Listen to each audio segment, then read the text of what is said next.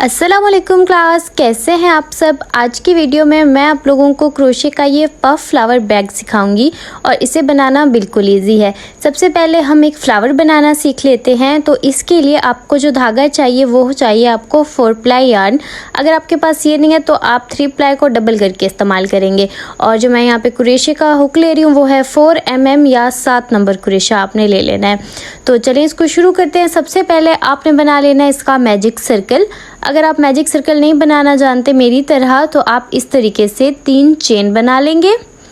ये देखें, 3 चेन बनाने के बाद पहली चेन के अंदर हम एक स्लिप स्टिच बनाएंगे और एक छोटा सा हमारे पास दायरा बन जाएगा। इसके बाद हमें बनानी है एक चेन और अब इसी दायरे के अंदर हम बनाएंगे 12 सिंगल क्रोशे। अगर आप मैजिक सर्कल से काम कर रहे हैं तो एक चेन बना के आप 12 सिंगल क्रोशे मैजिक सर्कल में बनाएंगे। बिल्कुल आसान तरीका है। मैजिक सर्कल अगर सीखना चाहते हैं तो वीडियो मेरे चैनल पर अपलोड है। अब यहाँ पे मैंने 12 सिंगल क्रोशे बना लिए हैं। स्लिप स्टिच बनाकर इस राउंड को एंड करेंगे।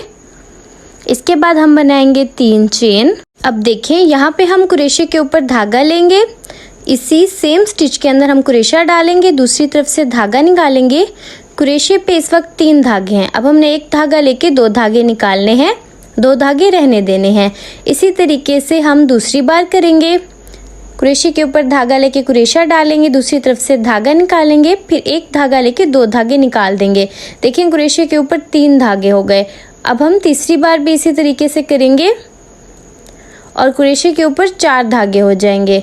अब हमने 3 बार अगले स्टिच में करने हैं। यहाँ पे भी देखिए क्रोशे के ऊपर धागा लेकर क्रोशा डाला है, दूसरी तरफ से धागा निकालना है, धागा लेके 2 धागे निकालने हैं। 3 बार एक स्टिच में करना है, 3 बार अगले स्टिच में करना है। ये देखें बिल्कुल इसी तरीके से हमने इसी तरीके से कर लेना है। और अब देखिए क्रोशे के ऊपर हमारे पास जितने भी धागे हैं एक धागा लेके हमने इन सब में से क्रोशे के धागों को निकाल लेना है। तो हमने यहाँ पे एक पत्ती बना ली है। अब हम 3 चेन बनाएंगे और इसी स्टिच के अंदर ही हम इसको स्लिप स्टिच कर देंगे। ये हमारी एक पत्ती बन चुकी है। तो मैं आपको अगली पत्ती बनाना भी सिखा देती हूँ ताकि आपको थोड़ी प्रैक्टिस हो जाए। तो अब हम बनाएंगे 3 चेन। यहाँ पर देखें क्रोशे के ऊपर हमने धागा लिया, स्टिच के अंदर हमने क्रोशा डाला है, दूसरी तरफ से धागा निकाला है और देखते जाए मैं किस तरीके से करी हूँ। सिंपल सी ट्रिक है। 3 बार एक स्टिच में करना है, 3 बार अगली में करना है और फिर जितने भी धागे हमारे क्रोशे के हुक पर होंगे एक ही धागा लेके सबको हमने एक ही बार निकाल देना है। तो ये सारा आपका प्रैक्टिस से होगा।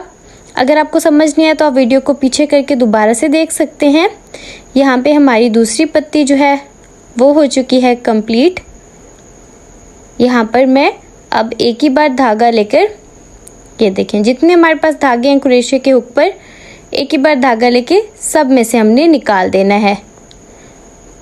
और ये देखें अब हम 3 चेन बनाएंगे और इसी सेम स्टिच के अंदर स्लिप स्टिच बनाकर अपनी दूसरी पत्ती को भी कंप्लीट करेंगे। जैसे ये 2 पत्तियां बनी हैं मैं बाकी की पत्तियां भी बना लूँगी और फिर मैं आपको दिखाती हूँ। ये देखें टोटल यहाँ पे 6 पत्तियां हमारी बन चुकी हैं। सो अब मैं यहाँ पर स्लिप स्टिच बना के एंड करूँगी और इस धागे को हम थोड़ा फासले पे कट कर लेंगे और जो ऊपर की तरफ धागा है ना उसको मैं क्रोशे की मदद से नीचे कर लूँगी। ये देखें नीचे की तरफ से क्रोशा डालना है और धागे को नीचे कर लेना है। क्रोशे का जो पहले वाला धागा है और एंड वाला इन दोनों के आपस में गांठ लगा देंगे ताकि क्रोशे का धागा बिल्कुल भी ना खुले। इस तरीके से हमने क्रोशे का एक फ्लावर रेडी किया है, बाकी भी रेडी कर लेंगे। अगर आपको समझ नहीं आया तो आप वीडियो को पीछे करके दोबारा देख के बना सकते हैं। आप वीडियो को स्लो भी कर सकते हैं। सो देखिए इस तरीके से हमने सारे फ्लावर जो है वो रेडी कर लेने हैं। मेरे पास 3 प्लाई यार्न था तो मैंने क्या किया है कि उसको डबल करके यूज़ किया है। और मैं यहाँ पे जो कलर थीम यूज़ करी हूँ मैंने यहाँ पर 2 शेड लिए हैं, लाइट पिंक के, एक वाइट और एक डार्क पिंक लिया है। तो ये देखें साइज़ इनका बराबर हो जाता है अगर आप 3 प्लाई को डबल करके इस्तेमाल करें। तो मैंने फ्लावर कितने बनाए हैं मैं आपको अभी बताती हूँ। इस तरीके से हमें 6 फ्लावर अरेंज करने हैं और उसकी हमें बनानी है 4 रो आगे के लिए, मतलब 4 लाइनें, जिससे हमारा अगला हिस्सा बनेगा पर्स का और 4 पिछले हिस्से के लिए। तो टोटल हमें 8 रो बनानी है 6 फ्लावर्स की। ठीक हो गया। और इसको हमने इस तरीके से अरेंज करना है कि 2 फ्लावर जो हैं वो एक साथ एक कलर के ना आए। तो इसकी अरेंजमेंट आप खुद कर लेंगे तो वो हो जाता है सेट, कोई ख़ास अरेंजमेंट नहीं करनी होती। लेकिन एक बात आपने जहन में रखनी है कि अगर आप 2 कलर इसका इस्तेमाल कर रहे हैं सिर्फ, तो आप एक मतलब हल्का कलर, एक शौक कलर, एक हल्का कलर ऐसे अरेंज करेंगे तो वो आपने अपने हिसाब से देख लेना है।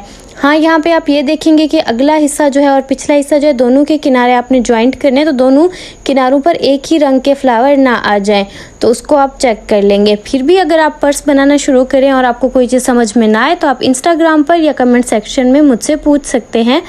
मैं कभी कभी लाइव भी आ जाती हूँ, तो वहाँ पे आप लोगों को फ़ौरन से आंसर मिल जाएगा, वहाँ भी आप पूछ सकते हैं।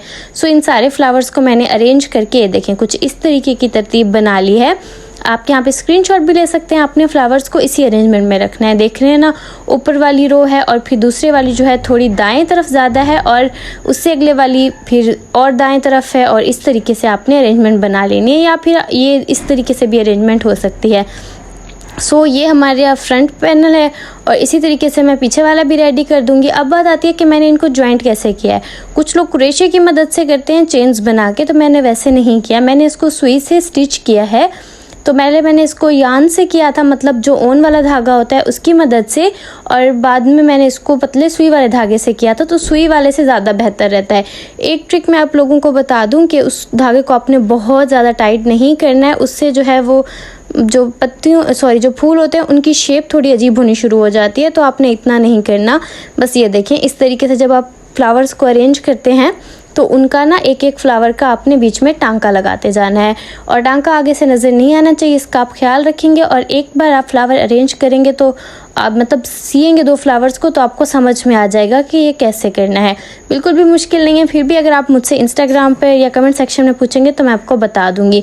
सो मैंने ये वाली सुई का इस्तेमाल करके इनको जो है वो स्टिच कर दिया था आपस में। इस तरीके से जैसे हमने अरेंज किया हुआ है, हम एक रो को अरेंज करके रखेंगे, फिर 2 फ्लावर को अरेंज करते जाएंगे, उससे नेक्स्ट, और इस तरीके से जो पैनल होते हैं वो अरेंज हो जाते हैं। तो एक मेरा फ्रंट वाला बन गया, एक बैक वाला बन गया है। तो अब मैं क्या करूँगी कि एक साइड को मैंने जोड़ दिया है। अब ये देखिए, अब ये दूसरी साइड को हम इस तरीके से जोड़ देंगे, तो ये खुद से इस तरीके से अरेंज हो जाते हैं। और नीचे वाली साइड भी आपको फिर अरेंज करनी आ जाती है जब आप एक दूसरे में फ्लावर्स को अरेंज कर रहे होते हैं। तो ये पाउच का साइज़ अच्छा खासा बन गया था मेरा। तो अगर आप इस टाइप का बनाना चाह रहे हैं तो इसके अंदर मोबाइल वगैरह और काफ़ी सारी चीज़ें जो आप लेकर अपने पाउच में निकलते हैं, वो सारी इसके अंदर आ जाएंगी। तो बाकी की स्टिचिंग मैं इसकी करती हूँ। और ये देखें जी, फाइनल लुक ये रहा मेरे पाउच का। ये रेडी हो गया और इसे बनाने में काफ़ी टाइम लग गया था। बीच में मैंने यहाँ पे मोती भी अटैच किए थे। और आप जो पूछते हैं कि इसके अंदर कपड़ा कैसे लगता है, ज़िप कैसे लगती है, तो कपड़ा मैंने अपनी अम्मी से स्टिच करवाया था सिलाई मशीन पे, और जो ज़िप है इसकी हमने सुई पे लगाई थी। क्रोशे से जो ज़िप लगाई जाती है वो थोड़ी सी सख्त हो जाती है और वो मुझे समझ में नहीं आता, वो थोड़ी चेंज हो जाती है। तो मेरे लिए बेस्ट ये रहता है कि उस सुई की मदद से आप इसको लगाओ। जो कपड़ा होता है ये इसको जो कपड़े डिफरेंट वैसे अपनी मर्ज़ी से लगाए जाते हैं। कुछ लोग सिल्क भी लगाते हैं इसके अंदर। तो ये अस्तर वाला कपड़ा है, आई थिंक उसको अस्तर कहते हैं। तो ये वो वाला हम लोगों ने लगाया था और ज़िप इसकी इस तरीके से अरेंज हुई थी। और इसकी मैंने छोटी सी हैंड बैग की तरह जो है इसके ऊपर पर्ल्स अटैच किए थे। बाकी इसको बनाना बहुत ज़्यादा ट्रिकी था, लेकिन मैंने कोशिश की आप लोगों को मैं समझा दूँ कि इसे कैसे बनाना है। फिर भी कोई क्वेश्चन हो तो आप मुझसे पूछ सकते हैं। ओके जी, अल्लाह हाफिज़।